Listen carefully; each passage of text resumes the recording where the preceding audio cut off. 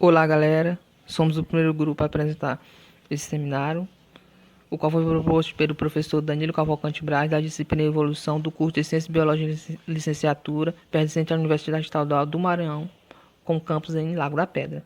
Os acadêmicos são Alan Rainon da Silva, Nélio da Silva Biapina e Raimundo Hernandes da Conceição Pereira. O tema do artigo o qual ficamos foi a herança de caracteres adquiridos nas teorias evolutivas do século XIX, duas possibilidades, Lamarck e Darwin. É legal falar um pouco sobre a autora do artigo, que foi Lilian Al-Shuey Pereira Martins, que é bióloga, especialista em História da Ciência, com mestrado e doutorado em Genética, e desenvolve pesquisas em História da Ciência, especialmente História da Evolução e História da Genética, além de desenvolver vários trabalhos no exterior e aqui no Brasil. Este artigo ela desenvolveu com o apoio do Conselho Nacional de Desenvolvimento Científico e Tecnológico, CNPq, o qual é bolsista de produtividade.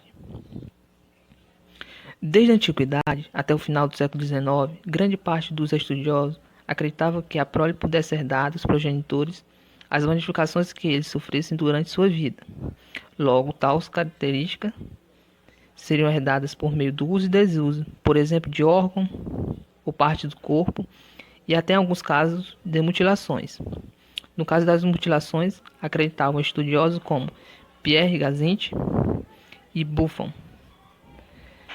Apesar da problemática da herança dos caracteres adquiridos ser atribuída a uma só pessoa, Lamarck, obras como as de Aristóteles, de 384 a 322 a.C., como História dos Animais e Gerações dos Animais, que falam sobre a herança de caracteres adquiridos das proles que herdaram dos seus progenitores, derruba um pouco essa ideia que é atribuída a Lamarck. Lamarck é a herança de caracteres adquiridos. Jean-Baptiste Pierre Antoine de Monnet, ou Cavaleiro de Lamarck, viveu de 1744 a 1829. Foi um dos pioneiros do evolucionismo. Não falando tanto sobre sua história, sobre sua biografia, mas sim falando sobre a problemática abordada até aqui na obra Pesquisa sobre a Organização dos Corpos Vivos. Lamarck comentou sobre a herança de caracteres adquiridos. Ora, cada mudança adquirida em um órgão por um hábito suficiente para tê-la operado conserva-se pela geração. Isso é comum aos indivíduos que participam junto da fecundação para a reprodução de sua espécie. Assim, mudanças adversas que eram ruins não eram transmitidas aos seus descendentes. E Lamarck acreditava sim na herança de caracteres adquiridos, com muitos contemporâneos na época e estudiosos do passado. A transmissão de mutilações aos descendentes, Lamarck comenta assim: eis aí o que, no homem que está submetido a tantas circunstâncias diversas que influem sobre os indivíduos, impede que qualidades ou defeitos acidentais que eles estejam para adquirir se conservem e se propagam pela geração. No caso, ele não acreditavam na transmissão de mutilações pelos descendentes, o que, no entanto, outros pesquisadores acreditavam. Explicações para o posicionamento de Lamarck. Lamarck era da baixa nobreza, o que hoje, por exemplo, é da classe média. Ele não tinha tantos recursos, tanto que em algum momento de sua vida ele foi trabalhar no exército para ganhar dinheiro para poder fazer suas pesquisas. Assim, talvez o fato de se tratar de uma concepção amplamente aceita na época tenha levado Lamarck a não explicar com maior riqueza de detalhes a herança de caracteres adquiridos e não se preocupar em documentar empiricamente sua quarta lei. Há de perceber que teve várias outras, sim, teve várias, mas a problemática abordada aqui é a herança de caracteres adquiridos, que Lamarck não deu muitos exemplos e que, sim, Darwin deu muitos exemplos, que será abordado a seguir.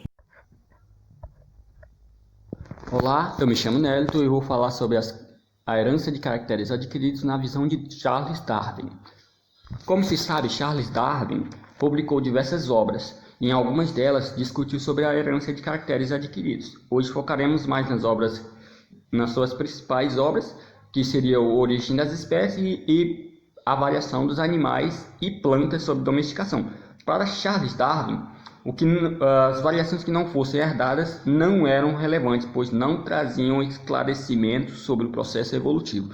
Isso mostra que tudo que ele buscava com essas herança de caracteres adquiridos, as características que foram adquiridas ao tempo, era literalmente o processo por trás dela, a evolução, o processo evolutivo. Agora a gente falaremos sobre alguns exemplos que foram citados em suas obras. No Origem, por exemplo, foi mencionado que houve a observação das dimensões e peso de vários ossos. Darwin comparou os esqueletos de diferentes raças de patos, domésticos e selvagens. Por que domésticos e selvagens? Simples. Para ver se as características tiveram alguma influência sobre o ambiente onde eles viram, que o ambiente deles mudou algumas características. É isso que ele buscava. Por que isso? Simples. Porque os patos, antes eles já foram selvagens, os domésticos. Eles são domésticos agora porque em algum momento da história o ser humano o domesticou. Então, com isso pode ter havido uma mudança radical, principalmente no ambiente onde eles viviam, nas suas necessidades. E ele buscava entender se essa mudança do ambiente também mudou alguma fisionomia, alguma característica. E ele chegou à conclusão de que, sim, nos patos domésticos foi percebido que os ossos das pernas eram mais pesados que os ossos das asas, enquanto que nos patos selvagens os ossos das asas eram proporcionalmente mais pesados que os das pernas. Esse exemplo foi usado também na obra da Variação dos Animais e Plantas sob Domesticação. Por que isso? Simples. Como os patos domésticos não precisavam, literalmente assim, estavam presos ao chão, porque eles não precisavam usar as suas asas, voarem, para obter seu alimento. Os patos selvagens, por sua vez, eles iam de um lado a outro, buscando ou um lugar com mais alimento, migração, movimentos migratórios e outras coisas. O que veio a acontecer? Essas partes, no caso do pato doméstico, ele ficou aquela coisa do uso e desuso. No caso do pato doméstico, o uso das pernas fez com que os ossos das pernas fossem fortalecidos, o que proporcionou uns ossos mais pesados nas pernas, porque foram fortalecidos. Em contrapartida, os das asas não foram tão utilizados, o que veio uma perda. Por isso, os patos domésticos não são exímios voadores. São como as galinhas, que eles podem no máximo levantar algum voo e muitas vezes nem isso por conta do seu excesso de peso. Já os patos selvagens, eles têm que ir de um lado a outro buscando seu alimento para movimentos migratórios, que nem eu falei, e por isso suas asas são bastante exigidas. Então, por isso, as asas delas são mais, como posso dizer, são mais requisitadas. Vamos dizer que elas são mais exercitadas. Essa é a questão da mudança do uso e do desuso referente ao ambiente onde eles vivem. O pato doméstico, antes, ele foi obrigado a ficar ao chão na questão da domesticação. E isso trouxe essa mudança.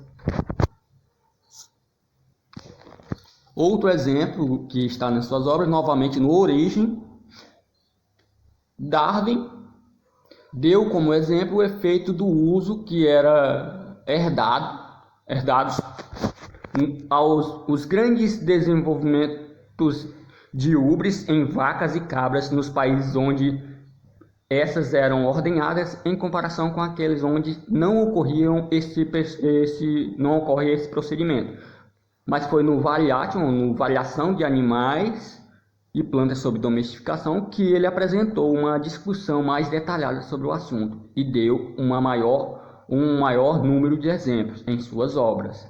Em suas palavras, é possível, dentro de certos limites, impressionar aqueles que não tiveram contato com o assunto, com a convicção plena da força da herança que foi aos poucos sendo adquirida pelos animais de criação, por meio do estudo de diversos tratados publicados sobre animais domésticos e conversas com os criadores.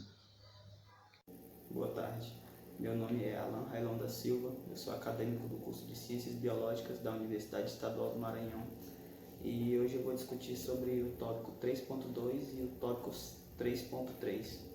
Bom, o tópico 3.2 fala sobre o posicionamento de alguns autores da época de Darwin com relação à herança dos caracteres adquiridos. Bom, como todos sabem, Darwin propôs a teoria da seleção natural e a teoria que estava em vigor na época era a teoria de Lamarck e uma delas era a transmissão dos caracteres adquiridos. Bom, Darwin acreditava que a principal forma de evolução, o principal aspecto que tornava a evolução possível era a seleção natural, onde o meio ambiente, o meio em que os animais estão inseridos, ele que causa a evolução, eles que obrigam, não necessariamente eles obrigam os animais a mudar, porque naturalmente todos os animais são diferentes entre si, graças à variabilidade genética. Então o que o meio faz é simplesmente selecionar, ele muda e os animais que já têm a predisposição das características vão se sobressair aos outros e naturalmente ter mais chance de reprodução e passar as características benéficas para a prole. Bom, mas mesmo quando Darwin propôs essa teoria da seleção natural, na época ainda gerou discussões, porque muitas das pessoas não aceitavam totalmente a seleção natural, porque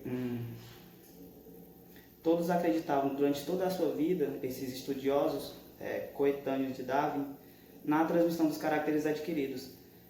Dois que o artigo cita são Brown e Spencer. Spencer ele era mais próximo de Darwin, ele fazia parte do seu círculo e ainda assim ele não acreditava totalmente na seleção natural, já que para a seleção natural acontecer teria que gerar, características benéficas para os seres. E ele acreditava, ele não acreditava, ele mostrava alguns pontos que seriam como se fossem falhas da seleção natural. Ele dá o exemplo das patas das baleias, que, segundo ele, a teoria da seleção natural não faria sentido as baleias perderem as suas patas, porque isso não trouxe nenhum benefício significativo para elas, então não trouxe uma vantagem para elas, então não faria sentido elas perderem as patas, assim como as mandíbulas nos seres humanos. Então para ele essas modificações aconteceram não por seleção natural, mas sim por transmissão dos caracteres adquiridos. Outro que eu citei que discordava de Darwin era o Brown. Inclusive ele fez alguns experimentos com porcos da Índia. Ele criava os porcos da Índia e ele percebeu uma característica que era a epilepsia em alguns porcos da Índia. Mas esses porcos que tinham epilepsia, eles eram descendentes de outros porcos que foram experimentos. Então para ele, ele faz um experimento em um porco da Índia e por meio desse experimento ele acaba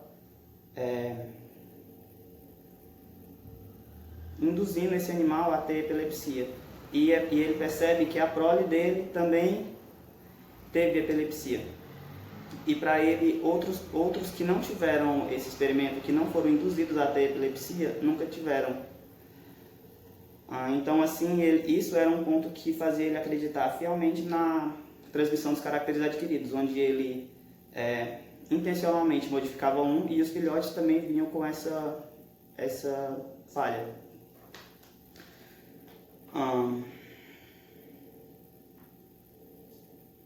O mesmo acontecia em lesões no nervo ciâtico, onde ele modificava, ele causava uma lesão no nervo ciático de um porco da Índia, e a prole também nasceria com uma falha, graças a esse anterior. Eu particularmente acredito que isso é uma característica da relação fenótipo e genótipo, e isso está bem antes disso, porque quando eles começaram a propor as primeiras teorias da evolução, ainda não se tinha um conhecimento aprofundado sobre a genética molecular e como se comportavam os genes e na transmissão em si. Então eu acredito que poderia os porcos da Índia já ter uma predisposição genética, no genótipo, a característica para a epilepsia, e não terem manifestado por não ter um ativador do meio. Então quando ele ativa, ele faz os seres acabarem manifestando essa característica do gene, mas não tenho certeza, é só uma ideia. Tá, o ponto 3.3, as explicações para o posicionamento de Darwin. Enquanto os outros cientistas coetâneos de Darwin, eles meio que não davam muita fé para a teoria da seleção natural, já que a teoria da transmissão dos caracteres adquiridos fazia mais sentido, dava para fazer experimentos, como eles fizeram. Mas Darwin, ele acreditava que o principal meio para acontecer a evolução era a seleção natural, a seleção do meio. Mas ele não descartava a transmissão dos caracteres adquiridos. Tanto é que durante toda a vida de Darwin, ele acreditou fielmente nessa teoria.